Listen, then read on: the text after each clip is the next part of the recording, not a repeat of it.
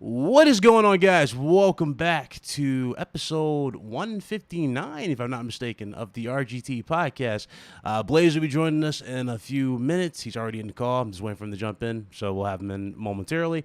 But as you guys already know, we didn't do the show for Friday because, well, as you guys can see, we have a very special guest today. We have Lauren Gallaway from IGN.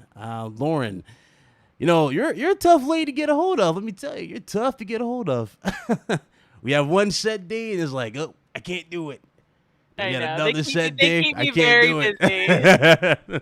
I was like, oh, okay. How about we do it Friday? Maybe at a later time. She's like, no, I'm dead when I come home. I was like, okay, let's find something here. But nonetheless, we made the moment happen. Lauren, it's good to finally see you here on the platform. Thank you for coming through. How are you? Thank you, Ryan, so much for having me. And thanks for being flexible with my schedule. The world of social media and gaming is non-stop, but I'm good. I'm really good. How are you? I'm good, definitely good. So I gotta ask, Lauren, because I know everybody's gonna be wondering, like, what exactly does Lauren do for IGN? Obviously, if they follow you on Twitter, they see that it says social media.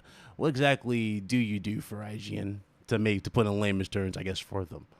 Yeah, so I'm a social media coordinator at IGN, which pretty much means any words, any text that you see that comes from our Twitter account, our Facebook account, sometimes our Snapchat shows, our Instagram account. I am responsible for making sure that all the text is correct, that everything is spelled right, that everything is accurate. Ah, Sometimes we okay. get to have fun with it. We get to throw a little emoji on there. But yeah, I'm a copy editor, copy coordinator for all of IGN social media channels. I see. Okay, okay. That's what's up. Now, how long have you been with IGN? My first event with IGN was Comic-Con 2019, so I just hit my 2-year Mm. anniversary with them. Oh, congratulations. That's Thank you. awesome. That is awesome. So, I guess I gotta ask this. Obviously with IGN, how things are going, and I see how your schedule is. How would you describe it? Being there. I know it's me watching IGN. I've seen IGN go from just being this small thing when it first happened. I remember you guys were just doing strictly gaming, and then now all of a sudden you guys are pretty much in VIP access to everywhere. You guys are doing movies, you guys are doing TV shows, aside from gaming, and it's crazy. You guys got the scoop on everything. So, how would you describe being a part of IGN? IGN's a great team. Previously to IGN, I worked at Comic Book Resources. I worked at Fandom, which you Mm-hmm. guys may know as like wiki, like fan wikis. I was at Fandom before that. I was at Entertainment Weekly before that. So my background was definitely more entertainment. And so I was hired to kind of cover more of the entertainment side of social. But as you said, we cover everything. And so it's been amazing just to learn about more about the gaming industry. Like I've always been a gamer, but I've never worked in gaming.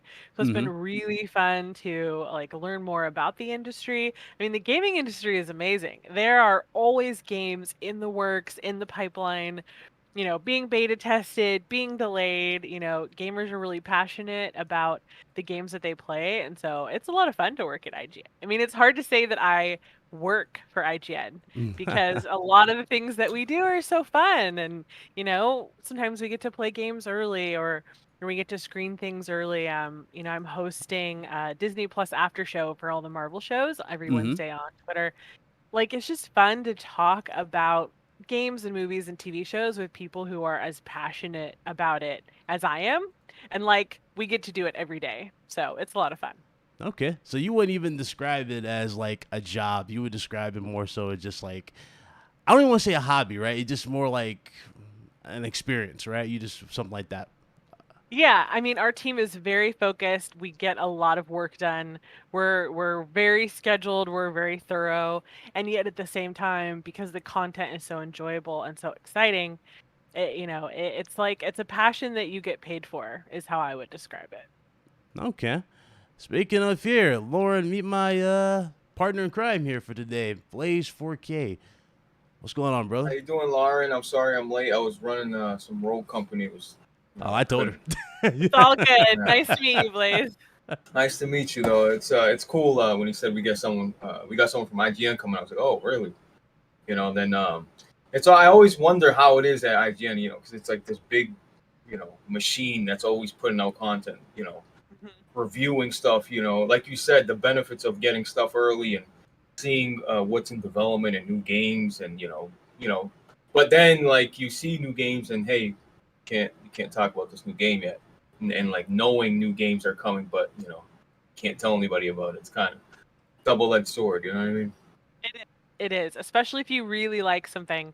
Sometimes our reviewers, they're really good about not, breaking embargo and not talking about things early, but you can kind of get a sense that they're really enjoying something, and so it's always fun when their review is up because you want to know what they loved about it. You want to know when it comes out.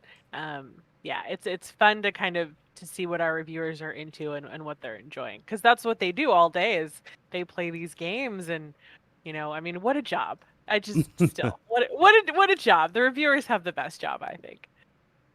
I mean, you Have you guys are in your reviewed own world, though. anything? I got to preview the Sea of Thieves Pirates of the Caribbean Uh, expansion, and that was really cool because I'm a huge Disney fan. We kind of got to preview that a little early. I didn't get to play it early though, but I did get to see some of the behind the scenes stuff, which was cool. Wow, okay. that's awesome. Nah, it's funny you mentioned that. It's crazy how far Sea of Thieves has come. Because I remember it was just like it had like that rough, I guess, kind of launch. It wasn't really that well received by a lot of people, and then they kept updating over time, I guess, right? And then more updates happened, and then all of a sudden, oh guys, by the way, Disney is working with us, and we got Pirates of the Caribbean, which was shocking because I was like, wow, okay, they are still supporting this game after all this time. So, how would you describe the whole experience, if you could? Yeah, yeah, I'm new to Sea of Thieves because I have never owned an Xbox before. Ah, But okay. I finally snagged a Series S, and I'm obsessed with Game Pass. I think it's the greatest thing to ever happen to gaming. And Sea of Thieves is on there, and so I started to play. I was really enjoying it, and maybe 2 weeks after I started playing, Mm-hmm. they released that Pirates of the Caribbean announcement at E3, and I lost my mind. I was like, yes, I'm like just in time for this game, and I know we're going to talk about it later and like where we think the future of gaming is going, but the ability to update a game and keep it fresh, I think, is so important because, you don't ever want to say this game, like if you're a developer, that you put hours and hours and years of your life into a game, and then to say that it has a shelf life and that, the player base is dropping off. But if you can continue to update that game, whether it's like putting die-hard elements in the Call of Duty Warzone map or doing something really big like this Pirates of the Caribbean collaboration, like that is how you keep gaming fresh, I think, and how you Mm-hmm. keep a game from not dying. Yeah, because you have a lot of options basically. So yeah, that's true.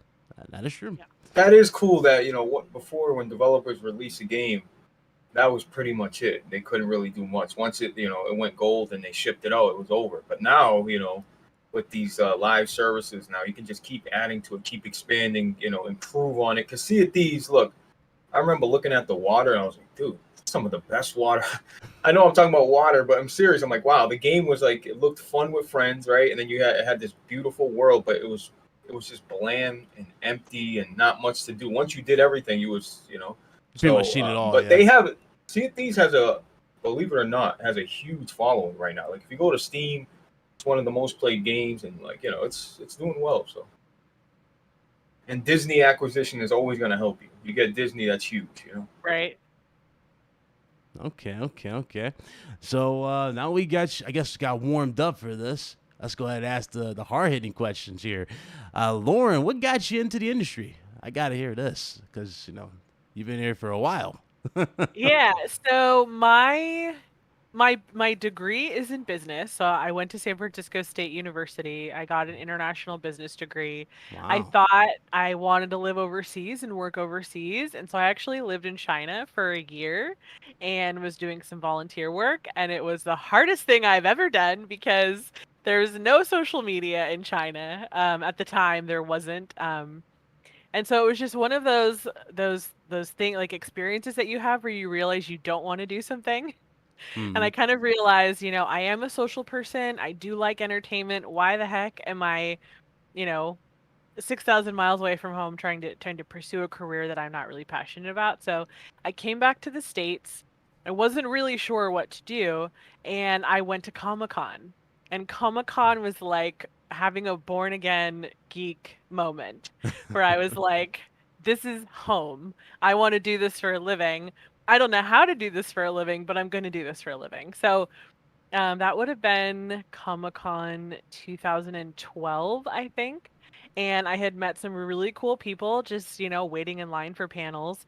Me and a few friends decided to start a podcast, and it was just covering TV shows like Psych and, kind of lighthearted comedies. And we started a blog, and I started reviewing TV shows just to see if I could do it. And Entertainment Weekly opened up kind of a mentoring program where you could write for Entertainment Weekly. It wasn't paid, but you could cover kind of like, because Entertainment Weekly covers all the big stuff. Like they cover The Bachelor and Arrow and NCIS, but there's hundreds of other TV shows on.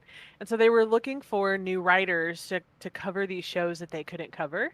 And so they started this program called the Entertainment Weekly Community. And they had about 50 people come on board and kind of learn how to write articles and write television reviews. And I was one of those people. And I wrote for them for about a year and a half, and that got me in the door at Comic Book Resources. And my Wow. pitch to Comic Book Resources was, I love Arrow, I love The Flash, I love like all the DC CW shows. Hire me. I want to review these shows for you. And they did. They hired me. And so I was at Comic Book Resources for about 3 years. I was Match on the made in heaven. Arrow and like the Flash beat. That was like my beat that I got to cover, and they would send me to Comic-Con, and I got to do the press rooms for Arrow and like talk to Stephen Amell and Grant Gustin, and was like, this is what I wanted when I was at Comic-Con, a couple years prior. That opened the door to go work for Fandom, and they hired me as their TV editor. And Fandom was a whirlwind because I was in San Diego. I moved to Los Angeles. I was working full time. It felt like the dream job. And then they laid off 50 people in a day. Like, Wow. Wow. I moved everything. I got an apartment. We had an amazing kind of 3 or 4 months. Infinity War came out. Ant-Man 2 came out. There was just so much momentum in kind of like the geek world. Right. And then they just axed everybody. Wow. And so I was left in total free fall. I had to leave my apartment. We didn't get severance. I couldn't pay rent. I had to move back home. It was very disheartening. I was very I didn't know what that meant because I felt like I had finally, quote unquote made it. Yeah. And then for someone just to pull that rug out, it felt like, well, what am I supposed to do now? Yeah, like where's plan B? Yeah. Right, I had no plan B. And so I went home, did a lot of soul searching. I realized that if I wanted to stay in the same position and be a TV editor, I would have to compete with all my friends because all my friends were TV editors. Like, for instance, this woman named Laura Perdome, she was at IGN at the time. My roommate was the TV editor at TV Line, and I just thought, I don't want to Wow. compete with these people. I don't want to take their jobs. They're my friends. I Right. was You like, want to work? Yeah, just work for all of you. right? Right. It just didn't feel right. So I decided to kind of take a step back, kind of reevaluate. Being unemployed, I started playing a lot of video games. And I was putting in a good 10 hours a day into Fortnite, and I was catching up on all the Uncharted games because I didn't have a PlayStation for a couple of years. So I was doing a lot of gaming. In like maybe 6 to 8 months later, Avengers Endgame was about to come out. It was like One of the greatest April movies or ever. May. And Terry Schwartz was the head entertainment editor at IGN, and she called me. And she just said, hey, Lauren, I know you really like the Marvel Universe. Would you like to write a couple articles for us at IGN? And I was like, yeah, I love IGN. I would love to come write for you. So I wrote a couple articles for them. And then she said, well, we're hiring for a social media position. Do you want to interview with us? And I was like, social? That's a little different than what I'm used to. I've always been active on social media. I've always enjoyed it, but I've never done it for a job. Right. And she was like, just come in, just interview, just see if you like it.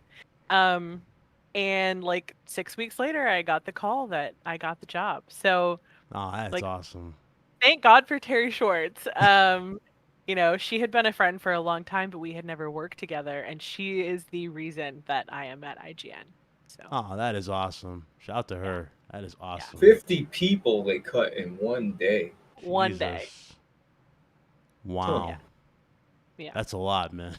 That's extreme. Well, at least you know, sometimes when you hit like so-called rock bottom, you're trying to find out like what am I gonna do? I found a job I really like. This is it's like it's tough, and then for you to like bounce back and actually get in a position that was new and you weren't sure about it, but it ended up working out. Like that's just like I love hearing those stories. Those yeah. always I love when people rebound and actually pursue something that they enjoy doing. Like that's the best.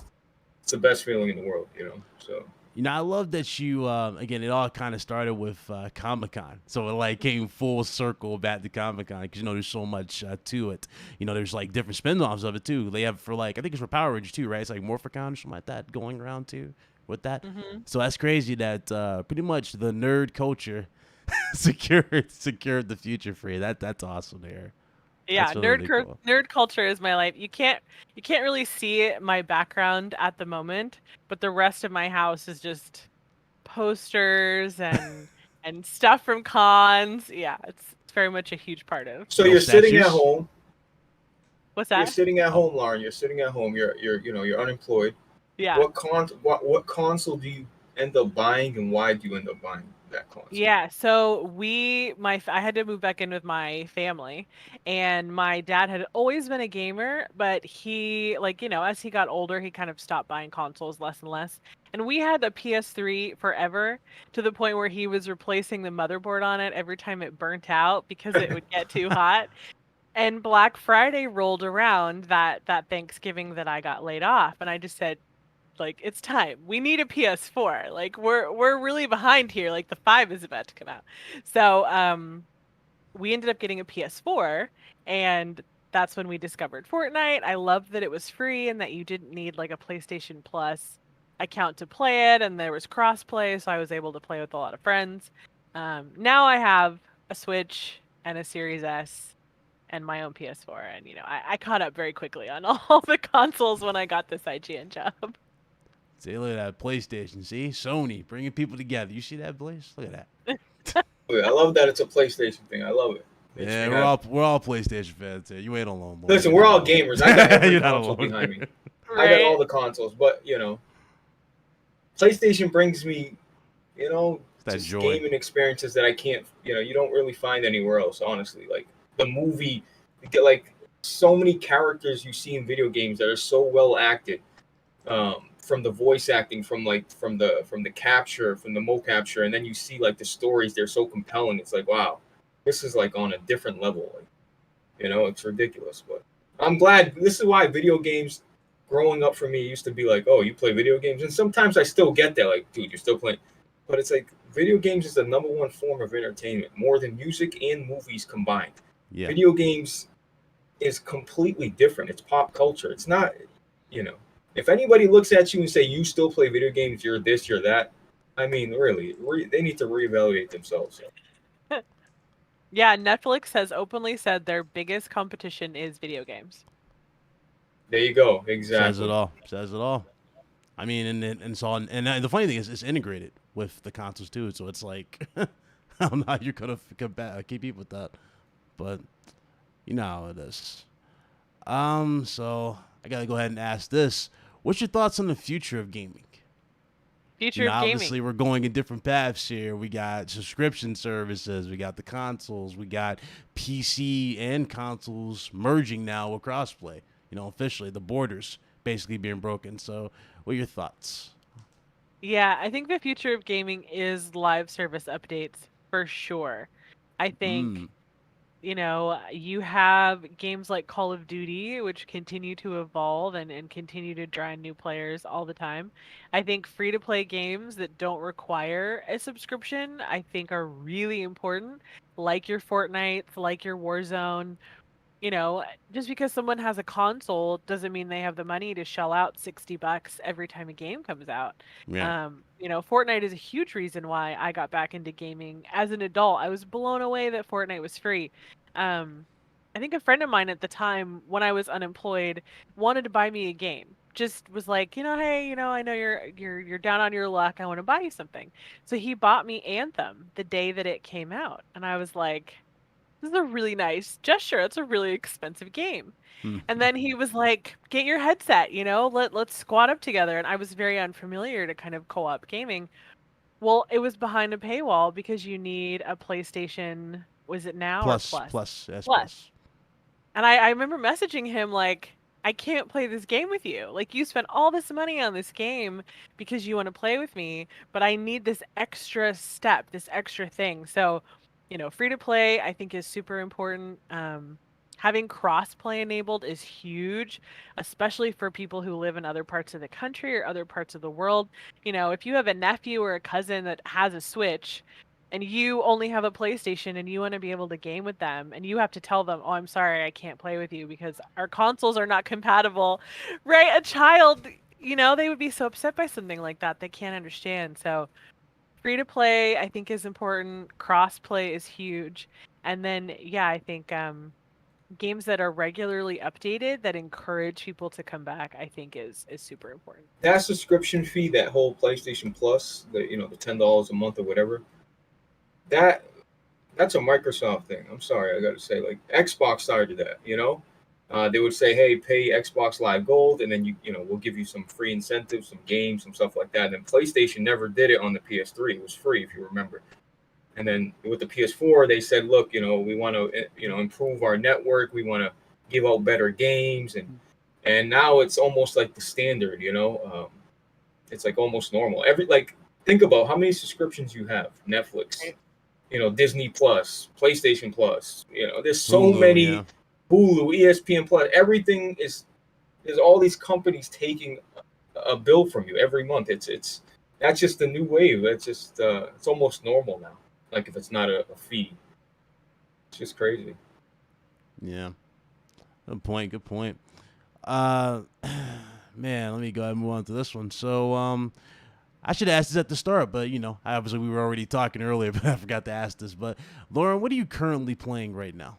And do you have access to a PS5? I do not have a PS5. No PS5. Ah. No. And I'm okay with that because I feel like there's not a lot to play on it yet. Yeah. I Is that understand controversial to say? No. It's true. It is kind of like it's here and there. It really it's like it really depends on you type of thing right now. Like what's currently available. No, she's right. You got Spider-Man on both PS5 version.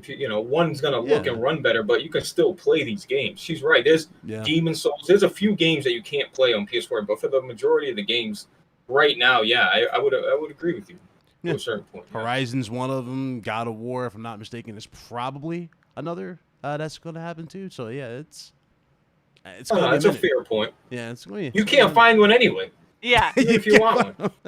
Yeah, I had one in my cart on Best Buy the other day, and then the cart aired out and buffered, and I was like, you know what, it's not worth it to try to, to do all this work to try to find one. I did find a Series S though, which is how I was able to hop on the Sea of Thieves bandwagon. Okay.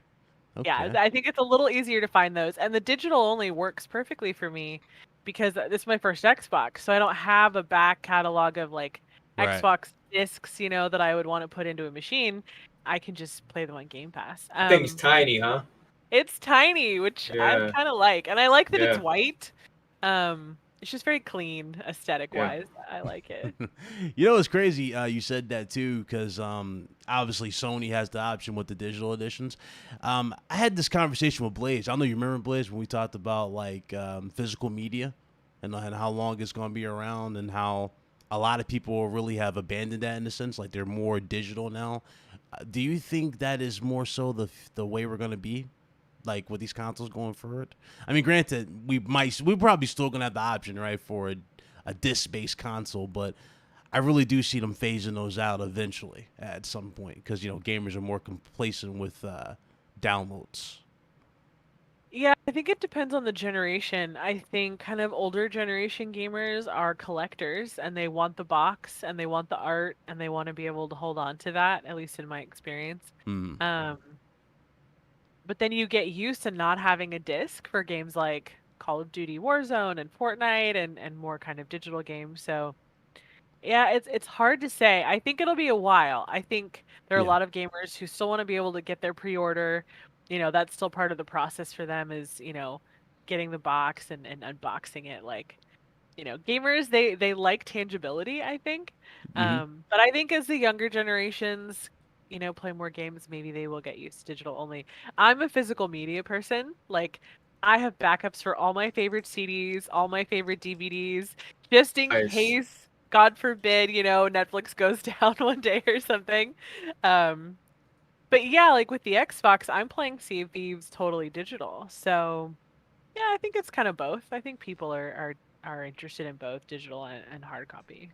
No, You know, okay, Ryan okay. skipped above. You know, we didn't get to hear what you were playing. Come on, Ryan, jumping over all over the place. I I want to didn't hear what jump. she's playing. I didn't jump over. We were just natural, just floated. But yeah, No, no, I know. you I would love got. to know what she's playing though. I'm curious. You know, other than the Fortnite, everybody's playing. You know, but yeah, Yeah, go ahead. I play Fortnite every day. And that just Wow. sounds so weird to say, but it's just such a huge part of my life, you know? You just log in for your daily challenges, play a couple matches. Yeah. I did the Ariana Grande concert yesterday, which I thought was really cool. I really like that. Son was Um, freaking out doing that today. He was. Rest doing it. It was pretty cool. It was pretty cool. Seriously, like flying all over the place with a unicorn. Like he was showing me. It was cool. yeah, it was like being inside a Dr. Seuss book. It was very Yeah, it creative. was cool. Oh wow. I'm playing Call of Duty Warzone, which is actually a new game to me. A good friend of mine from high school that I've recently reconnected with.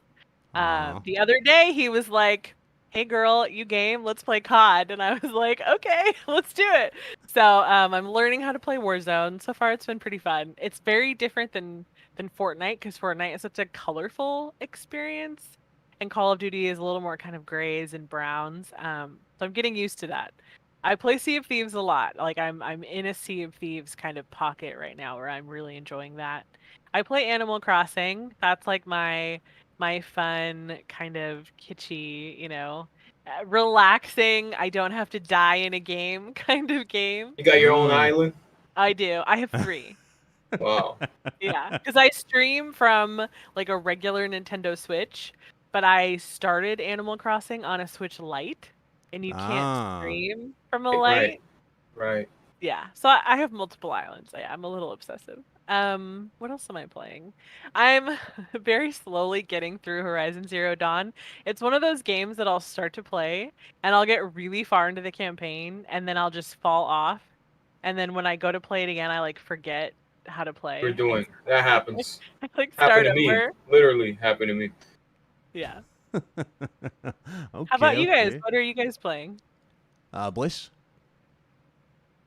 I just I've been looking at older games lately. I mean, I play Roll Company. Roll Company is like, you know, people call it a Fortnite clone. It's not Fortnite Hey, at it's all. not.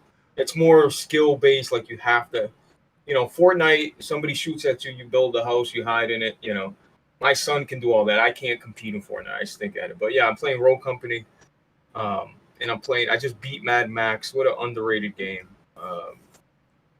And I got Ratchet and Clank. I just started again today because I put in a few hours and couldn't get through it. But yeah, I'm just jumping around right now. I'm kind of bored. I'm kind of dry. I feel like there's nothing out there right now. I played Bad Blood Beta. That was pretty good. It was like a Left 4 Dead, a new version of Left 4 Dead, and I played Ubisoft's new game X Defiant, which I can't really talk about because it's under NDA. So. Okay, Okay. okay, cool. For me, I was playing Eldest Souls. PC game is very similar to Dark Souls in a sense, or it's got like that type of feel towards it. Also, aside from that, I occasionally play Roll Company with Blaze here. We jump on that every now and I'm kind of been in the same boat as well. Older games because I have a huge backlog. Like I still have games here that are in plastic, Lauren. Like I have a problem basically. So I have games that are still in plastic, so I have a problem.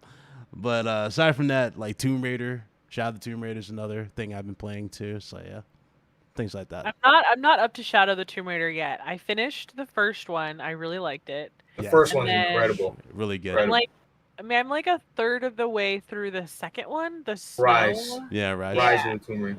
But yet again, like I keep putting it down and then I try to pick it up again and I can't exactly remember everything and then I start it over. It's yeah, I Yeah, should probably just skip to show Lauren, you. you know what that is, though, right? I'm What gonna is tell you that? right now. This is the fault of digital games, because when you don't gotta get off your bum and change the disc like me, because I got all my games installed, so I never have to. I'm like, I'm sick of playing this. Just boom, close, play another one. I'm sick of playing. And you jump to all these games, you end up really playing a bunch of games, but not accomplishing anything because. And that's why Fortnite and Call of Duty work, because you just play a couple games, get off. Play a couple Right. games, get off. You know, and I think the fact that you don't got to get up and take out the disc and put it in the case, make sure it don't get scratched. I think, you know, I really think it's a gift and a curse, because you know it's convenient, but it's like it's killing you at the same time. Honestly, Yeah. that's me personally. Digital games are awesome, but I hate it because I end up switching games so easily. You just click it and play it. I think that's probably similar to Netflix or some of those Yes. streaming Yeah. services you were talking about. You can start, say, a Bridgerton or a Witcher or a Stranger Things, and then boom, click over to you're watching something Pulp Fiction. right. Yeah. Exactly. Or like you get like indecision fatigue. I mean, it's so easy to sit in front of Netflix for an hour and never decide what to watch. And I think sometimes I look through my back catalog of games too, or even at Game Pass, and I look at maybe games that I missed, and I say, "Oh, I really want to play that, but not right now." Or Yeah. I really want to play that, but I'm not in the mood to like learn all the controls of this new game. Like, because I switch between Sea of Thieves and Call of Duty and Fortnite, like my hands get locked up sometimes. Like I went to climb a ladder in COD the other Really? day, and I was like, okay, climbing a ladder in Sea of Thieves is this button, but climbing Yeah. a ladder in this game is this button, you know? And so like I think it's fun to be versatile on consoles, but sometimes if you're like jumping around different games, you can get a little like discombobulated, I think, sometimes. With the And you know Yeah. what, Lauren? You said you bought a Series S. So for me, Game Pass right now for me is irrelevant to me, because I've played all the games that they have. Now, once the Halos and all the new games from Bethesda, and all the all the new games Xbox, the Forzas come out, then it's gonna be an appeal factor. Then it's gonna have value to me. But for you must be like, wow, like this is Yeah. I got Game Pass, I got 500 games in front of my face. I can play whatever. Like, so Game Pass is super appealing to you. I guarantee that's awesome for you, because you just put it in like, wow, I have all these games I can download, play them. Like that's where Game Pass is gonna really connect with people, with new customers, with Xbox. You know what I mean? That's all. I didn't think about you having Game Pass, having a new console, not being new to the ecosystem, and having a bunch of games that you can just dive into. Yeah. So, Yeah, like I missed a lot of Halos. I missed a lot of Battlefields. You know, we cover them for work, and sometimes I'm always asking my coworkers like, which one should I play? One of my coworkers gave me a list the other day and was like, here's all the games that you should play. And I was like, hey, played that, played that, played that. But then there was a chunk of Xbox games that I missed. So wow. yeah, for like a new to Xbox like person, I think Game Pass is really great. But you're right. If you played all those games, then it's different for you. Are you hyped for Halo Infinite? Are you gonna be streaming Yes. that? Maybe more likely. Maybe. I have to like. I have never played a Halo game before, so I'm Free to excited play, to, like, Lauren. Wow. Yeah. Free to start play. right there. Right, free to play. So See? we all gotta link up if you're playing. I'm saying. What I'm talking about, free to play games. There you go. Rogue Company is free to play too, right? Yeah. Yeah, It's free to absolutely. play. Yep. I need Yeah. to try that. Yeah, hit us Try it, up. you'll You wanna like it. play? Hit us up. We'll definitely play for sure. We have it on every platform, pretty much. So. Nice. Put Ryan in my backpack all the time when we play. I carry That's him such a around. lie, but okay. He's And trying to hold his start hand, something. you know? He's trying to start something. No, I'm not gonna go there. Here we go. He's trying to start. Here we go. Move on to the next one. So, Laura, what is your most anticipated game? Oh, that's a Most good one.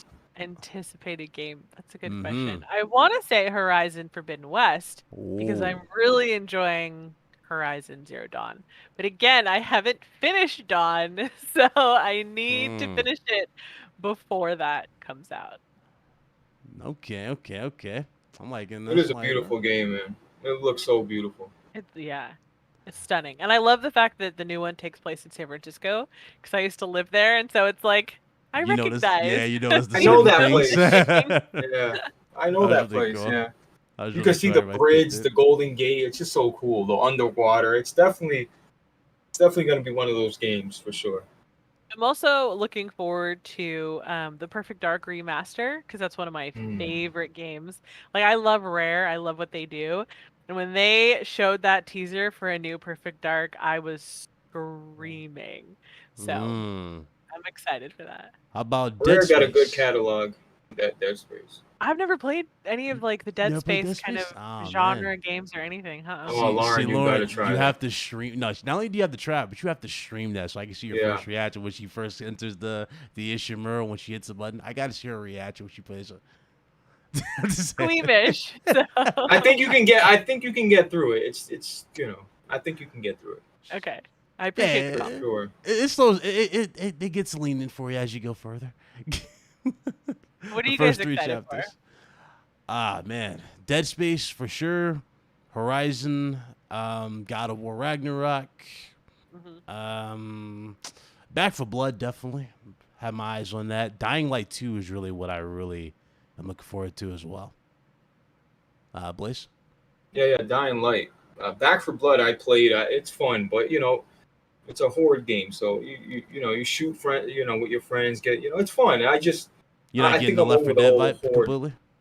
No, I am. It's definitely Left 4 Dead. It's a beautiful game. It plays smooth. It runs great. It just the horde. Zombies. Call of Duty zombies burnt me out on hordes I in get general. you. But Yeah, there's the repetitive. Yeah. alien. The alien horde shooter that's coming out. That looks great too. But Yeah. I'm excited for Dying Light for sure. I want to play Halo. I want to play Forza. I want to see God of War. Of course, I want to play Horizon. I'm just excited to play new stuff on my new. Like I had this PlayStation 5 sitting here, and it's like she said, I don't need a PlayStation 5 because there's not that killer app. It depends on what you think is a killer app. Now everybody, it's all Yeah. subjective, right? Everybody has their own opinion, but for me, that killer app was Demon Souls, so I had to have it day one. But Ain't that crazy? Because you yeah, said Demon Souls. A lot of people say Spider-Man's the killer app, and we played Spider-Man. right, Spider-Man's more of a teaser, you know what I mean, for the right. sequel. So yeah, For the that's next one, yeah, that is true. Let's see here. Okay. Oh, this is gonna be a good one. So Lauren, what is your favorite console of all time? Can't ask me this question. I gotta ask this one. Um, I gotta do we're it. not gonna get mad. It's your opinion. Yeah, Yeah, it's your it's opinion. no, Have fun with it. it's hard for me because like some people really like to rank things. Like even at work, we rank movies and on all that kind of stuff, and I'm not really that kind of person. Like I just like stuff. Um, So, I love the Nintendo Switch because I think it's great that you can put it on your TV and then anytime you want to pull it off and take it with you, I think that's just an incredible, super um, versatile. yeah, use of technology. Like we have a Switch dock on our main living room TV, and whoever wants to put their Nintendo in there, you can put it in there. And like, I don't know, I like accessibility. I think that's really clever. I grew up on a Super Nintendo. I never owned one, but I would always go over to someone's house who had a Super Nintendo and play a lot of Super Mario games. If I had to pick one, I would say the Nintendo 64, only because Oh, it was my first console. It was a Christmas gift from before he was my stepdad, but now, he's my stepdad. Um, I was, oh my God, what year was that? 97? 98? When did the 64 come out? 64 came out.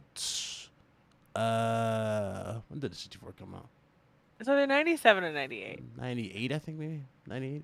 I can't remember. I think it's 98. Okay.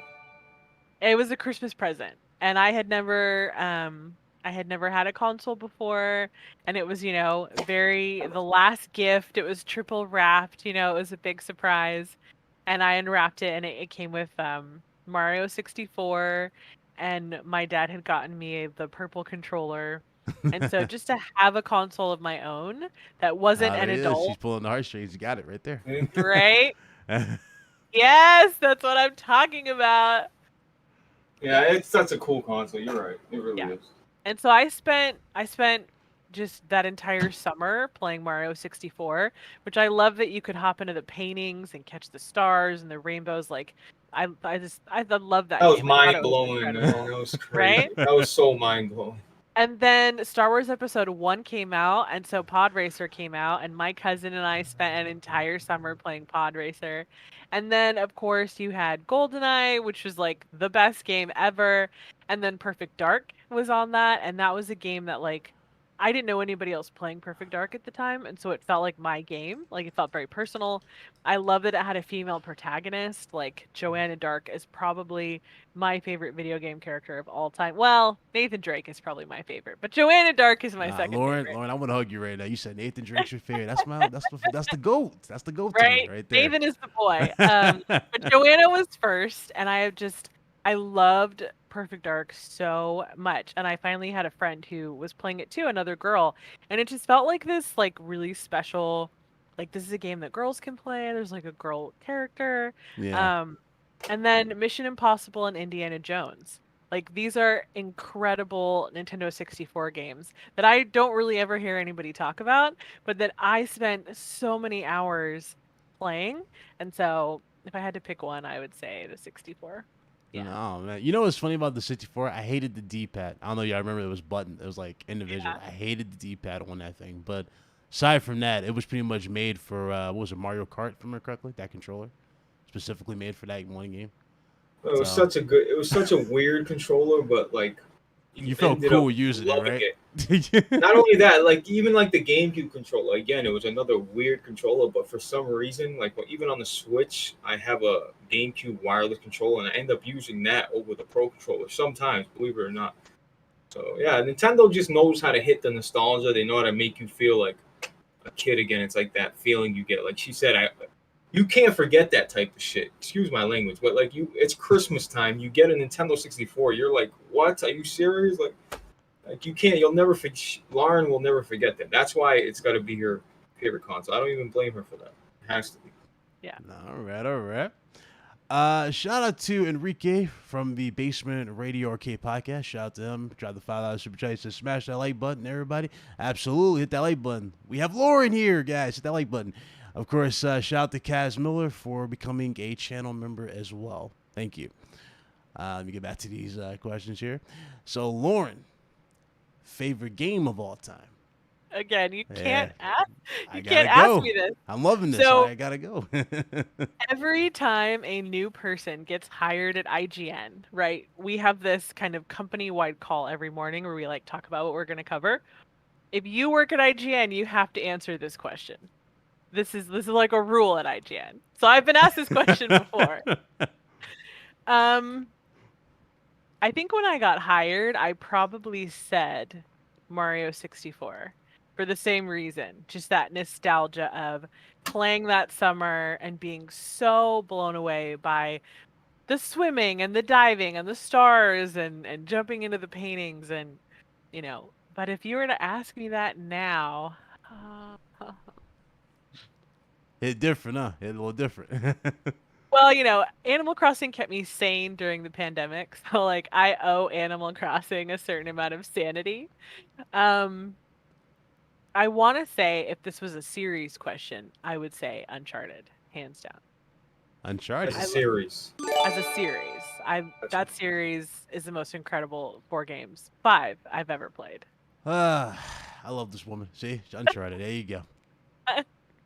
See, we're BFFs already. Uncharted. Yes, I agree. Uncharted is one of the As a series, greatest- yeah, but you see what she said though, because Animal Crossing came out at a perfect time. Everybody Yep. was stuck in the house, and it was perfect. I mean, Yeah, I mean, Well, I what- got so- to visit friends and celebrate my birthday. I mean, that game was therapy. I mean, that game was amazing. If I were to say like, I would have to categorize everything. Like my favorite like battle royale is Fortnite, of course. I've been playing for like 3.5 years. I've put so many hours into that game. If I were to say a single game that like is not in a franchise, I would probably say Perfect Dark. Again, for that nostalgia. And I'm actually replaying it on Game Pass right now, which is crazy because I haven't played it in 20 years. Okay. All right. So let me ask you this: if you had one particular game that you would want to see come back, especially with the next gen consoles, what would it be and why? It would be Perfect Dark, which I know we're gonna get it, but if we weren't getting it, that would be my answer. That'd be it. Um, Nothing else? people wanted that. Yeah. Okay. Oh, shit, Perfect Dark. That's it, guys. Oh, there it is. Me is Dino Crisis. I've been fiending for that for the longest. I don't know if you ever Okay. played that particular. I don't think I've played it, but I have friends who really like it, and I've heard them talk about it. Okay, okay. Lauren, that's cheating, Lauren, though, because we know it's coming out. Perfect Dark Well, is coming. okay, so my second answer would be Indiana Jones, but they Okay. also just Oh, they announced did. that. Oh, Yeah, they we're did. getting that I from know. we're getting that from Yeah. another. I forgot the name of the developer. Wow. Imagine that. You just brought up Indiana Jones, how underrated, nobody talks about it, and then I totally forgot they brought up Indiana Jones as a game that's coming. That's crazy. How about Max Um, Payne, Lauren? No, I haven't played Max never Payne. played Max See, Payne. Oh, I okay. have See. quite a back catalog. There were a series of Star Wars games. Tell me if you guys played these. They were on the Super Nintendo, and it was based on each of the movies. So there was A New Hope, Empire Strikes Back, Return of the Jedi. Mhm. And it was just a side scrolling 2D, like it was mostly platforming. You had to climb up the sand crawler and all that. If they ever remade those games, I would lose my mind. Did you like Jedi Fallen Order? Did you like that one? I haven't finished it. I Oh got wow. I got through a chunk of it, and I was trying to stream it, which it's harder to stream games like that, I feel like, because if you get stuck and The you're chat on watching, stream yeah. and like people are watching you get stuck, I have a hard time with that. A lot of And pressure, I know. It is. right? So there was like a certain boss or a certain thing that I couldn't get over, or like something really simple. It was like a jumping mechanic, and I would just fall every time I made the jump, and I was like, this is not, I don't know. I need to revisit it, like off Such a stream. great game. Oh my god. You guys liked it? That's You a great. finished it? Yeah, it was so good. It was Yeah. so good. I think you'll love it if you Respawn, beat it. Respawn Entertainment, man. What a gem EA got. I mean, Respawn hasn't, Apex Legends is another battle royale that I love. But Apex is cool. I need to play more of yeah, Apex. yeah. I definitely think you would like that. You would. Okay. But yeah, Star Wars is a great game. You should definitely try to give it another. Even if you got a I looked up a guy. I got stuck at some. It was so ridiculous. I'm like trying to figure it out, and it was right in front of my face. I forgot what it was. It was something so easy, and it was sitting right in front of me. It was like a lever or something I had to pull. And I'm like, oh my god! Thank God I wasn't streaming. This would have been bad. Oh Right? man. I'm gonna have to get the IGN game, the walk play, the playthrough ready for that. What did you guys play Fallen Order on the PS4? Yeah, that's what I put it on. I played on PC. Oh, you played on PC. Oh, okay. Yeah, Yeah, on yeah. it was good. It was good. I liked it from start to finish. The ending was really great because it sets up a lot of cool stuff that they can do with the series. So I'm interested. The sequel, yeah. Yeah, the sequel's gonna be really really good. I'm really good. I really think you'll like it when you get to the ending. I really I do. might try it again on the Series S just to see if maybe it's a different experience than, because I tried it on PS4 Hmm. and it's Yeah, on. it'll definitely play better for sure on the Okay. Series S. Yeah, I think it got boosted, right? Higher frame Yeah. rates. Yeah. So yeah, definitely got boosted. Lauren, what is your favorite aspect of working with IGN? Favorite aspect. I love the people I work with. They're some of the nicest, most genuine people I have ever met. And I've worked for a lot of companies, some were Right. really good experiences, like Comic Book Resources. I'm still friends with all those guys over at Comic Book Resources. Obviously the fandom experience was not so great, but everyone at IGN is just so genuine. Like everyone is just geeky and they love what they love. Um, and it's rare to find people who are good at what they do. Like a lot of the staff at IGN have been there for almost 10 years Right. and they don't seem burnt out. They don't seem tired. They don't seem like they're over it.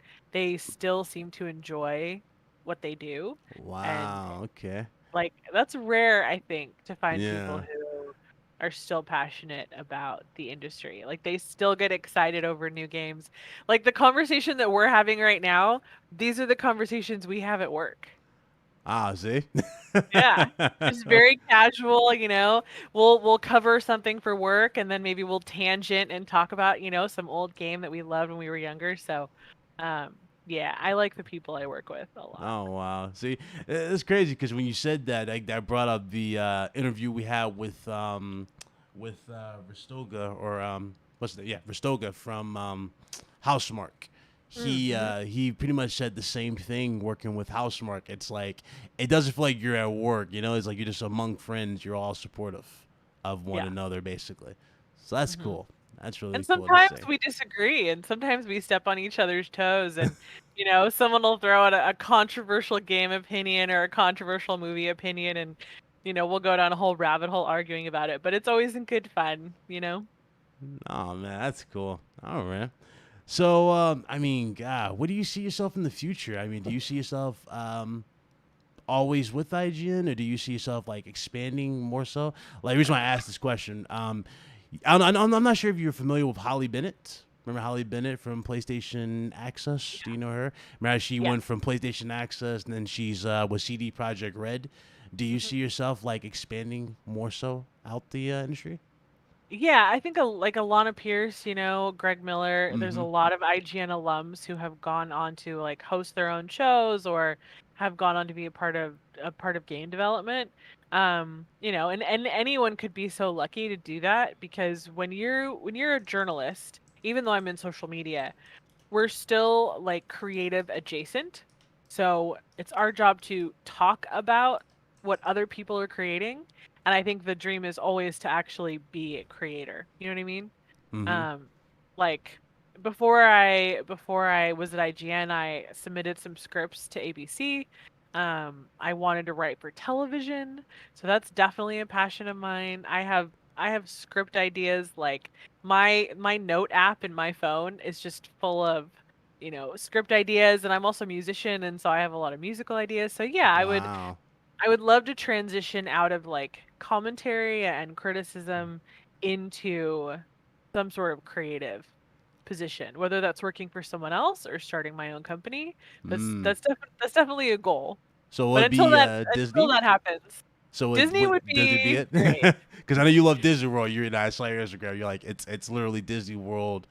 Yeah, You would think you're sponsored by Disney World because there's a lot of posts there, but that's what yeah. I saw. Yeah. Disney would be great, but I still think the ultimate goal is to own your own company and to do your own thing. So whether that's, building games or creating, movies or TV shows or kind of, doing it over like streaming and streaming original content. Most streamers play other people's games, but what if you could play your own game? Right. Um yeah, I think that's the ultimate goal. Yeah. Okay. Okay. See, I'm glad you said that. Now I can go to the nerd talk. I know that you really want to talk about too, as this as well. Um, man. So obviously, again, you say you would like to be in that area with Disney. So let me ask you this: what's your thoughts on the MCU? Are we looking at a bright future here? Or are we looking at a grim one, so to speak, with a lot of stuff going on? Yeah, I mean, I still think the greatest thing that Marvel and Disney will ever do is the Infinity Saga. I mean, I that is agree with you. Yeah, 23 movies in 10 years. No one basically a Star will, Wars legacy all over again. right, but Star Wars is still Yeah, only 11 films over 30 years, and they did yeah. twice that in like a quarter of the time. Um, I don't know if they'll ever be able to top that. And so I think for Marvel, like their responsibility right now is not to replicate what they Hmm. already did and try to do another kind of Avengers Infinity War saga. Like they did it. Like they can check that box and say we have created like the most intricate cinematic universe in history. Now they get to play, and I think based on what we saw in WandaVision and Loki, they're open to being creative and different. I mean, if you were Yeah, to tell me like 10 years ago that Loki was going to get his own show that was essentially Doctor Who in yeah. space, I would have said, "What? You're crazy." But it worked and it I was was worried so about him though. creative. Yeah, I think we were all worried because like, okay, why not movies? Right, we're hearing TV shows, and it's like, okay, these TV shows got the production of the film. It's like, you know what? I'm cool with this. This actually works in a way. So I agree. Yeah, it's definitely different for what a lot of things they're doing. Like Thanos is going to be hard to replicate. Period. Like Right. So they that was like the shouldn't even perfect. try.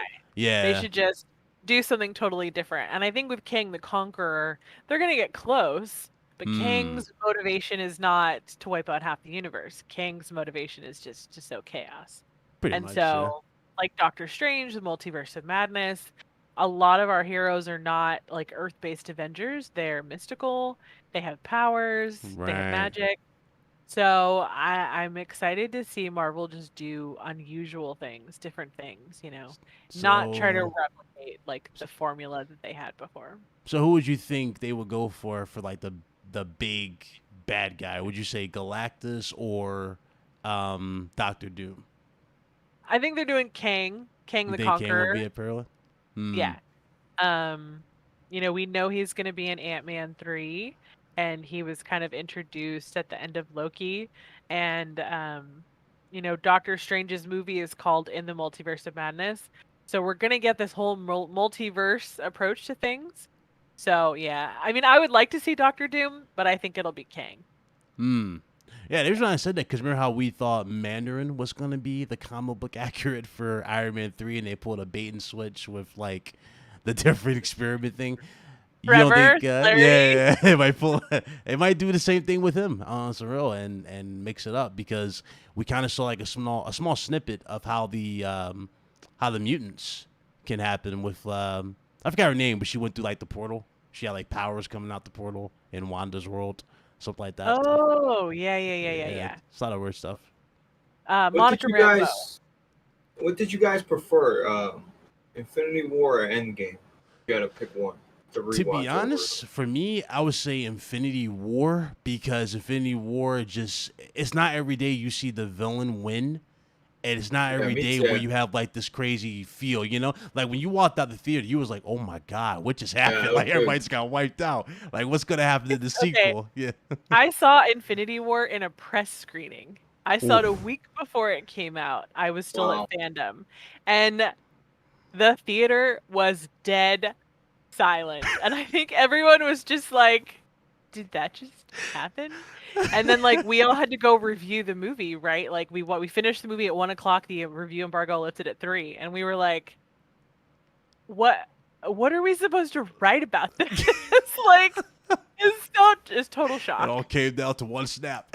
That's a funny thing too. I do remember this when we saw the because we watched it in the Discord this Endgame, and just watching everybody's reaction when they saw Black Panther come through the portal, and then everybody's just behind him with the portals.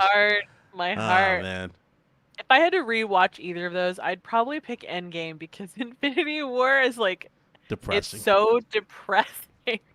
Like that's what's hard about the fact that these two movies kind of end everything because we lose so many people. So it's like I appreciate those movies for what they are, but I haven't rewatched them. Like I can rewatch some of the earlier ones because they're funny and they're enjoyable, but I don't want to watch Natasha Romanoff die again. I don't want to watch Iron Man die again. So when you have kids and your son's sitting there with an Infinity Gauntlet, like then he gets sad after Spider-Man dies. Like it was such a shocker, like you said, Big Cloud, to see the villain win. Like I'm like, no, this can't be the end. And then I see the credits. I'm like, what? I remember, talk about Marvel is doing some crazy stuff, man. Like DC was here at one point, and Marvel was like, but it's completely shifted. Yeah. Like they the only the movie they got is sure. The Batman. I don't know if you're watching that. Are you, Lauren? The Batman. The one with Robert Pattinson, the one that's coming out. Yeah. I'll watch it. I don't know, man. I like some of the older DC stuff. Like I like Batman Forever and some of the more like kind of playful, kind of kitschy DC. And Suicide Squad was good. I did like that. The sequel or the first one? The new one, the one that just that one was good. Yeah, the original, I was like, I couldn't get behind that. I mean, I don't know if it was just the Joker or what, but they kind of redeemed it. I don't know if you saw the Justice League Snyder cut. Did you see that? I have not watched it yet. I know I should. I haven't. I fell done asleep it. halfway through, so like trust me, it's long. It's long. It's definitely long. Yeah. People were arguing like, "Oh, they couldn't make that work." I'm like, look at Harry Potter. It's possible. Just do an A and a B. You know, part 1, part 2, and you would add a coherent story that would have made sense. But And I think they were supposed to do. It was supposed to be Justice League Part 1. right, And then part 2, but then, Zack Snyder had the family tragedy. Yeah, I mean, DC, it's like they have hits or misses. Because I like Aquaman. I thought yeah. Aquaman was pretty fun. I thought Shazam was really fun. Um, How but about yeah, Venom? I have never seen Venom. Never It's not seen the really first my. one? Oh It's wow. not really my speed. I'm not. Yeah, I'm not really into like anti-heroes. It's not my Oh thing. wow. I thought you. Ah, come on. Everybody likes Venom. You don't like Venom? Wow. Heartbroken. I have like a visual sensitivity too. That like if I see something that's kind of scary or disturbing, like I'll dream about it, I'll think about it. Oh, it's So I'm submitting I'm your mind. I'm very careful with like things that I watch. Oh man. Okay. Okay. Okay. I get you that. I I feel get like you she that. leans more toward like that's like all my friends either just love Marvel or they hate DC or they love DC. There's no in between. It's like for me, for my friends at least. Yeah. Like I'm pretty sure. I don't know, Lord. I don't think you watched Hellboy. Have you? I haven't seen Hellboy now. See? Although Yeah. I like David Harbour, but I haven't seen Hellboy. Oh no, I'm talking about the old one with Ron, the OG Oh. cast. That's the only Hellboy I recognize. The new one, I didn't even bother. I didn't bother with the new one. Have I seen that? I don't know. It's got I don't Selma think I Blair. have. It's got no. Mm-mm. No, you missed out on that one. Ah, wow. I Missed out on haven't the seen it. Yeah, I watched There's that a one. There's a lot to, keep up with. I have seen Ben Affleck's Daredevil, and I have seen Ugh.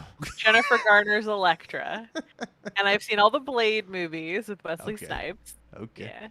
I have no hopes for the sequel for that, by the way, for Blade, because it's What? PG-13, and then in the But MCU. it still might be all right. It still might be. How do you do blood? How do you do gore with PG-13? You know, that's the Well, thing. It's kind of yeah. that's the thing. Yeah, that's what made Blade so good. You know what I mean? It was gory. It didn't care. It went all out with the first Well, one. Deadpool 2. Like, where are they gonna? The next Deadpool ain't gonna be on Disney Plus. I heard or something like that. No, I Yeah. think it is. Is it or is it not? They're Everything on Disney Plus. There's nothing higher than PG-13. I don't. oh yeah, you're right. You're right. And they're letting Or it keep something the like rating that. too, which is wild. Which is rated R. Right. Yeah. It'll probably be on Hulu maybe, because I think Disney Yeah. owns shares in Ah. Do Hulu. They they? own. Dude, Disney owns everybody, man. Oh my god. Yeah. Hulu was three-way shared with NBC, Fox, and Disney. But then when Disney bought Fox, now Disney owns like 75% of Hulu. Oof. Ouch. Wow. Disney over Did here you guys literally snapping, grabbing everything. did you guys like any of the Marvel Netflix shows like Punisher and Daredevil and all that? Punisher Absolutely. was Punisher wow. was great. Punisher was so good. It's my favorite Netflix show probably ever. It's so good. Yeah, so good.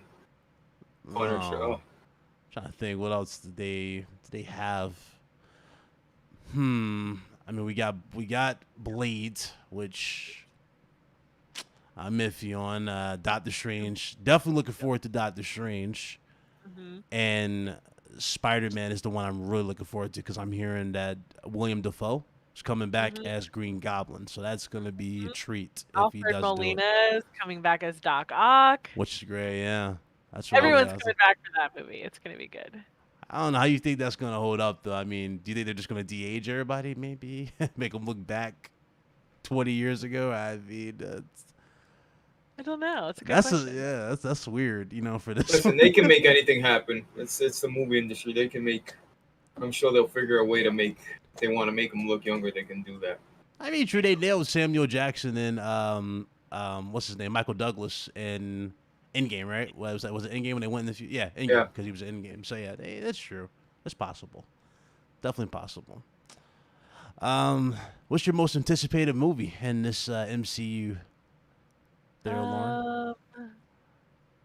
Probably Doctor Strange 2, because I love Benedict Cumberbatch, and I think it'll be interesting to see how they play with the multiverse. Okay. Did you think he But was gonna be your favorite? Oh, I'm sorry. No, I was just gonna say, but Fantastic Four, if they can pull that off, that'll be That'll be good. Oh, Fantastic Four. There's so many strikes with those characters. So many strikes. I don't know. I mean, I think Marvel can nail them for sure, but I don't know. At this point, I don't think people care as much for Who owns Fantastic X-Men? Four. The X-Men. Who owns them? Fox. So Well, now Disney has Fox, them but back. Disney pretty much Oh, absorbed okay. Fox. So Disney they might owned be them. able to do something. Okay. Yeah, they Yeah. did. They teased them with WandaVision. So you're gonna see that eventually come together with the mutants and everything, which is really, really cool. I do want to know though. Why DC can't compete? I mean, look what's happening. I disagree. DC can definitely compete. The thing is, DC needs to do their own thing and stop trying to rush their own characters. You know what I mean? Like, look at what happened with the Dark. Like, the Dark Knight trilogy is one of the best trilogies in, comic books. What they did. It with, is, but that's everybody leans on the Dark Knight when they defend DC. They just bring up Dark Knight. Like. Look what they did with the Avengers. They built up these characters. Like, even if you didn't watch Super, like, they built them up. And, like, you just seen them change and evolve and become this. Like, it's just they did just on a whole different level. Marvel, man, I swear. Yeah. 1 second. Sorry, I was replying to the chat, but yeah, it's definitely it's up in the air at that point what they can do with those licenses. Definitely up in the air. So let's see here. Since we got the MCU out the way, are you into Star Wars as well? Yes, definitely. Okay. So did you see Mandalorian? And of course, yes, this is the way. this is the way. So, do you think? Are you confident with them making more Star Wars films based off of this show? If they were going to go this route, I mean, we had the latest trilogy, right? It was the Force Awakens trilogy, which ended very well. It's a little touchy, but it ended very weird. I'll say that much. But what's your thoughts? I think their strength right now is the TV shows. I think what Jon Favreau is doing with The Mandalorian is so good because it's just focusing like the early MCU did. And Jon Favreau did start the MCU. He directed Iron Man 1 and 2. He knows how to take one character and really make you care about them, make you invest in them, and kind of build this world around them. And so I think if they continue to do that, like I think they're going to do an Ahsoka Tano spinoff series as well. Ooh. Just focusing on one character. And yes, there's connections to the greater Star Wars universe. Like, what's her name? Cara Dune, when she was from Alderaan, and they asked her what it was like to, lose your planet. Like, there's threads to what we know as Star Wars, but I think focusing on singular characters is the way to go. Although I have to say, Luke Skywalker coming back to get Grogu at the end of season 2 is like the greatest thing I've ever seen in my entire life. I teared up a little. I wasn't expecting him to look that good and the scene to look that good, and that was really, really good for an ending. It was really good. Man, Star Wars. There's so much stuff you can do with Star Wars, and I'm just mad The Force Awakens didn't live up to the hype, honestly. To me, The Force Awakens is like, I mean, I love J.J. Abrams, but it felt like fan fiction. It felt like this is what one person would do with these stories, and it's not what I would do, and I don't think it's what George Lucas would have done. Right. But you just kind of have to take that with a grain of salt. Yes, you have Kylo Ren, and he stops the bolt. I'm like, okay, that's never been done before. This guy's cool, and then loses the helmet, breaks the helmet, he puts it back together. I'm like, what is going on with this character? And then at the end, he vanishes. Yeah. like Laura, what's up with that? Come on, it's characters.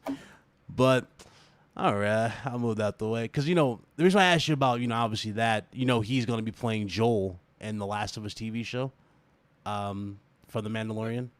The Mandalorian, Pedro. Yeah, Pedro. Yeah. So I have to ask you about this because I'm a little worried about this show, to be honest with you. I don't know if you liked Last of Us 2. Did you play Last of Us 2? No, but I know what happens, and it's part of why I didn't want to play. I was like, no. She don't have a PS5, Big Cloud. I need a PS5 for that. It's on PS4. Yeah, but she has a better experience, Oh, she should wait to play that. She should wait to play that. No, man. No, okay. But The reason why I asked 60 again. FPS. What do you mean? 60 frames, a smoother experience. On a pro, I'm pretty sure she has a pro. You have a pro or a base? No, on the PS5 base. it's 60. Oh, they announced it for 5. Okay, my bad. Let me go back to this question. No, I just want. It's a good. She said she didn't play it because she was upset. Like me and Big Cloud feel the same way. We're not gonna get into Last of Us, but I understand why you didn't want to play it. Yeah, that was what to ask her about the show. Like, do you have any worries for the show? Because you're hearing the reports of the remake that's going to be for the part 1, and I've been telling Blaze this has kind of been a thing, an ongoing thing that I've been having with Blaze. I'm like, Blaze, I really do think deep down, more likely they'll probably change the character models to like the TV show. Really? To launch, and the reason why I said that is because I don't know if you remember what happened with Spider-Man. I do. PS4 to PS5. Remember how they changed his entire look and make him like the actual voice actor, Yuri Lowenthal? Yeah. So I was like, it's possible if they want to do that, let's say add more realism to it to do that. But I wanted to ask, do you think they'll do something like that? Because what could you possibly add to her, you know what I mean, with this game to make it a remake? I'm a little lost for it. I think Joel and Ellie are so iconic with the way they look, they wouldn't change it. Like, everybody knows who Joel is, even if you don't play that game. You know who Joel and Ellie are. Based on all the GIFs, all the memes, Yeah. Like, Joel is an internet sensation. The same way that people would know who Nathan Drake is, even if they've never played Uncharted. And speaking of, that's another movie I'm looking forward to, is the Uncharted movie. But Mark Wahlberg is Sully, I don't know. I don't know about that, but I'm excited for the movie. It'd be really interesting if they spent that much money trying to make the game look like the show, and I hope they don't go in that direction. But that would be interesting if they did. That would be putting so much faith in that show, and considering they haven't even gotten through 2 weeks of filming, right? It's hard for them to know if it's. Do you hear what she just said? How smart this girl is. Think about that. The show's not even successful. We haven't even for them to say, "Oh, we're gonna go this way," when we know the game is proven. These characters are already beloved. People recognize them. Why the hell? The show's not even. Doesn't even have a full. We don't even know anything about it other than a few screenshots. She's absolutely right. I don't think they would take that risk unless it was so good and people were so obsessed with Pedro's performance that they were like, "Oh my god, this is my Joel." But we won't know that for years. The fan response to his performance. So right. Okay. Sorry, I got super chats I have to read. Shout out to Ice Queen Gaming, dropped a $5 super chat, says, Ryan, congratulations on 10K and so proud of you. Thank you, Dawn. We got one from Quantum TV, good friend of the channel. He dropped the 5. He says, love that energy, brother. Solid live.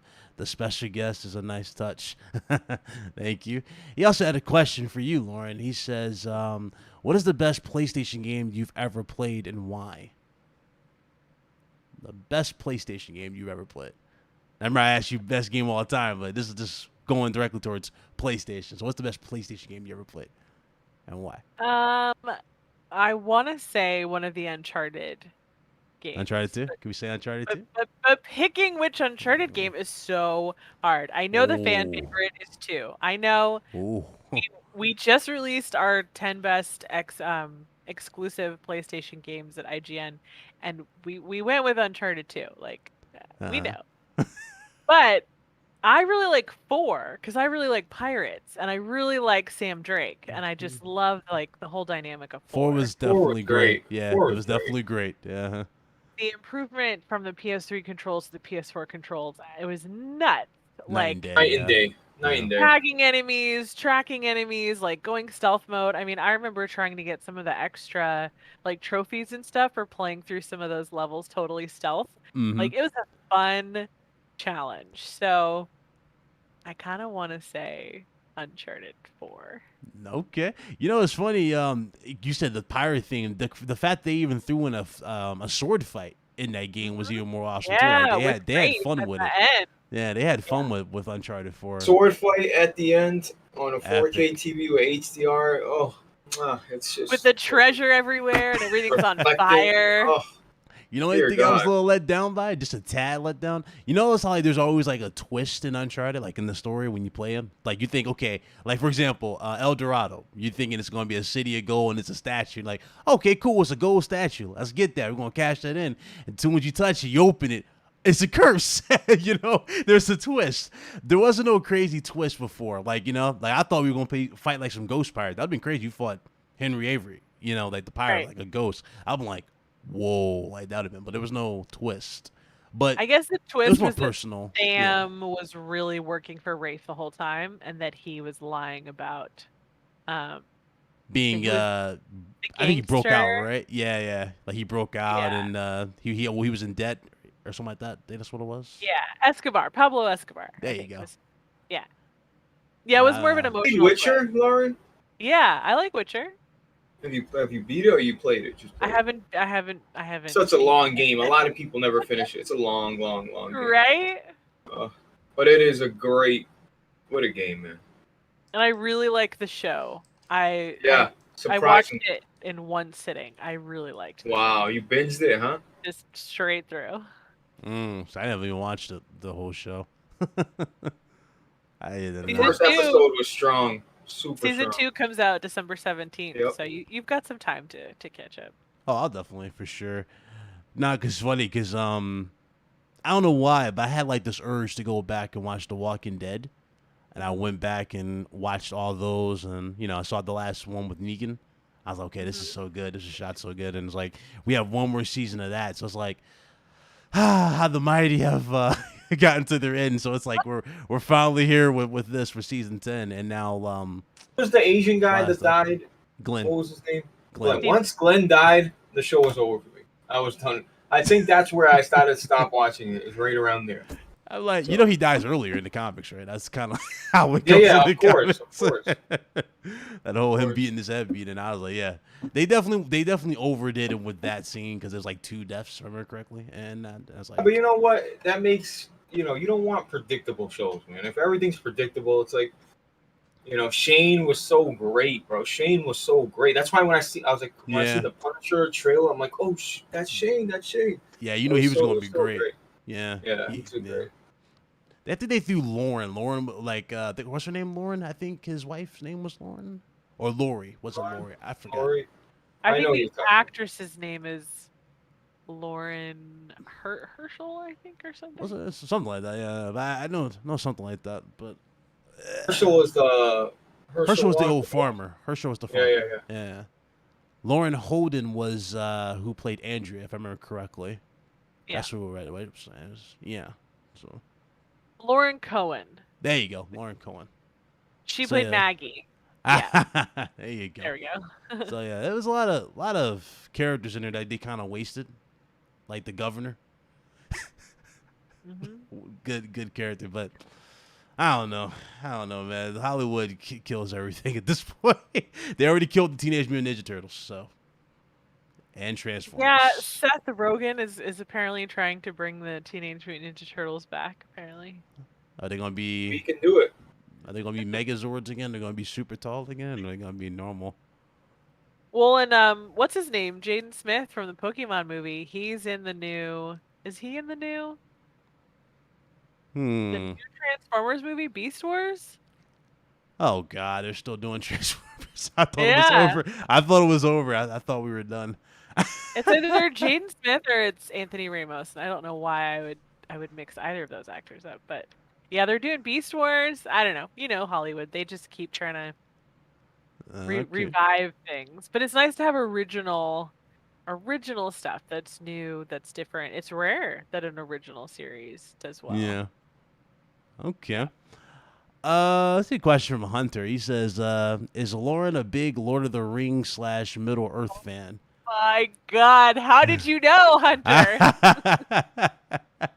So what did she think Oh, of the Amazon Second Age show? They released a date for the first episode to air on September 2nd, 2022. Yep. I'm a huge Lord of the Rings fan. I am obsessed with the films. I read the books once a year. I do the audiobook version. Um, we don't know anything about the show because Amazon refuses to say. Like, we don't even know who anyone's playing. All we know is that it takes place in Oh. New Zealand. So I don't know how I feel about it. I hope it's gonna be really good.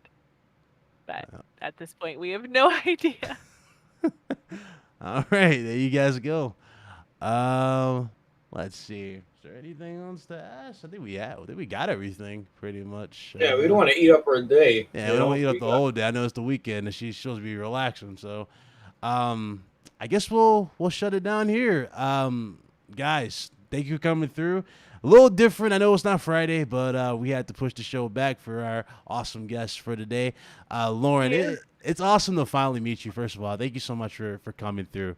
We've been like back and forth, like, okay, maybe we get her Saturday, or no, maybe we get her Friday. It's like, right, I work on the weekdays. Like, it was like, let's go. Yeah, Big Cloud's like, yeah, Blaze, podcast gonna be Saturday. What do you mean? Why Saturday? He's like, oh, we got a special guest. I'm like, special? I'm like, who's this special? And then he showed me you. I'm like, oh, I was like, all right, we can do it then.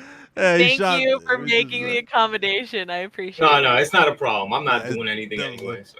Definitely not a problem. It was great. It was seriously great talking to you. I have another, I guess another question here. This is a super chat. Shout out to Quantum TV says, what do you guys think of the new Golem game coming up? And here's a little something for the awesome live. I appreciate it, Quantum.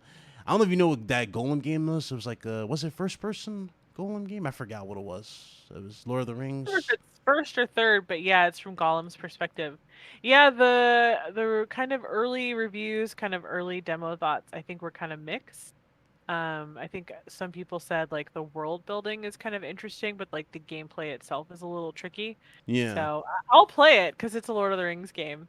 But yeah, I don't know. I haven't seen too much of it since like the first couple trailers. Yeah, I gotta see more of it. Until then, it shall not pass to me. That's what I gotta say. But back to this outro. Seriously, Lauren, it was great to finally talk to you, meet you. Awesome. This is great. Tell Thanks everybody for having where they me, can Ryan find and you. Blaze. Yeah, you guys are awesome to chat with. I really appreciate the invitation. Lauren, you're super humble. I've speak. I don't want to bring up names, but you're humble. Because sometimes when people get in certain positions, they act differently. But you were just so laid back, like we've been playing games our whole life. Like you're super humble, and I hope you succeed in whatever you do in life, and we appreciate your time today.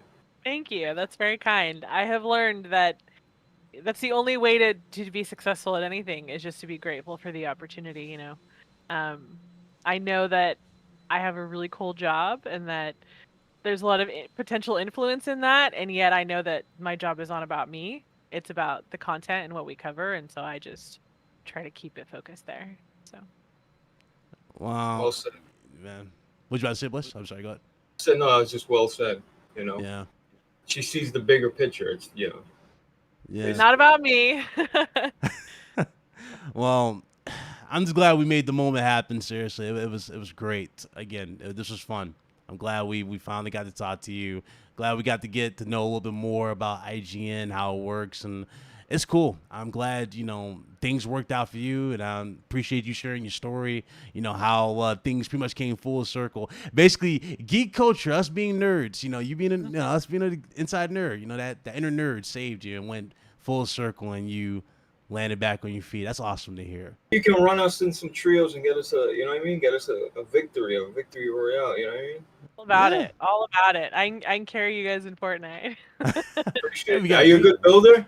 Yeah, I average about a win a day. So take that as you will. That's impressive. Seriously, that's impressive. Now we need to get her for a rogue. That's what we need to do too. We need to get her on rogue. Well, she's got a star. Yeah, we gotta start sometime with rogue too. I'll download it this weekend. How about that? Awesome. Absolutely. Guys, thank you guys so much for coming through. Seriously, it was a blast. Shout out to BK Borna, the $5 super chat. He says, great interview, Lauren. You're awesome. P.S. Blaze, you got caught in 4K, Mr. Herschel Walker. Got you. There you go. Thank you, BBK. Appreciate it, man. Let's go ahead and do these outros. Blaze, tell people where they can find you, brother. Yeah, you can find me at Blaze4K, Twitter, YouTube. Wednesday is a solid cast. We do that bi-weekly or whenever we get together. But yeah, with Solid Rev, Big Cloud. I appreciate it. I appreciate the chat, always being cool, always throwing jokes. Lauren, thank you for your time. Seriously. And honestly, Lauren, I hope this story that you just told, how sometimes, you might lose your job or you might go through a bad experience, but if you just stay positive and you're open to new things, that you can bounce right back up. So we appreciate that. Absolutely. Lauren, I have your Twitter on the screen, but is there anything else you'd like to plug, like where they can check you out, like your Twitch, everything of that nature? Sure. Yeah, so Instagram is Lauren_Gallaway. Twitter is just Lauren Gallaway. And then TikTok and Twitch are kind of my gamer tag, which is Lauren Galaxy. I think there's an underscore in there for TikTok, Lauren_Galaxy. Hmm. And if people want to squad up and add me, I think my PSN is Lauren Galaxy as well. Oh, we're gonna get that at the end of this show. we're definitely playing some games. All right. Again, Lauren, thank you. Seriously, thank you again. It's been a pleasure. Thank you. Absolutely, thank you, guys. Y'all have a good one. We'll see you guys on Friday. I know this is Saturday, but appreciate everybody who showed up. For those of you watching at a later time, hit that like button. Hope you guys enjoyed the show. Make sure you guys send some love to Lauren's way. Really humble person. She always replies to people on Twitter. I promise you, she does. Definitely go hit her up if you guys want to, interact with her. She'll definitely get back in touch with you. But until next time, this is Big Cloud, my boy Blaze4K. We'll definitely signing out. We'll see you guys first thing Friday at 5:30. I'm just gonna say 5:30 because usually we go at 5:30 at this point. So 5:30 on Friday. You guys enjoy the rest of your weekend, and I'll see you guys on the next one. And thank you guys so much for 10,000 subscribers. That's a huge milestone. Didn't think I was going to reach that, and You did it, Big Cloud. You made it finally. it's a big milestone. So thank you. I appreciate y'all.